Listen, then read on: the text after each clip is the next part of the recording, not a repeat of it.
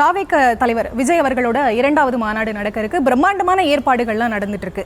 விஜயோட வருகை 2026 தேர்தலில் யாருக்கு பாதிப்பை ஏற்படுத்தும் நினைக்கிறீங்க? யாரோட வாக்குகள் அவர் பிரிப்பார் நினைக்கிறீங்க? அவர் முதலமைச்சர் ஆவது சாத்தியமா? நீங்க நண்பர் விஜயகாந்த் அவர்கள் தொடர்ந்து பார்த்தீங்கன்னா ரமணா போன்ற பல்வேறு படங்களில் சமுதாயத்திற்காக போராடுகின்ற போராளியாக அவர் தன்னை கட்டமைத்து கொண்டார். ஆனால் அந்த மாதிரியான சூழ்நிலையில் கூட அதிகபட்சம் டிஎம்டிக்கு 10% வாக்குகளை பெற முடிந்தது. ஆனால் நண்பர் விஜய் அந்த மாதிரி இல்லை. அவரோட ரோல் பூரா என்டர்டெயின்மெண்ட் ரோல். எந்த மாதிரியான ஒரு தவிர்க்கப்பட வேண்டிய கெட்ட பழக்கங்கள் இருந்தால் கூட அதை அவர் சினிமாவில் செய்வார்.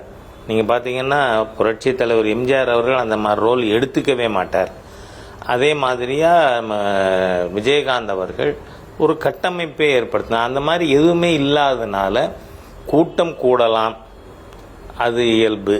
ஆனால் இவரால் ஒரு பெரிய அளவில் அரசியலில் இந்த தேர்தலில் உருவாக முடியும் அப்படின்னு நினைக்கல. He would remain a odd cutter. அதுதான் என்னோட அசஸ்மெண்ட்டு.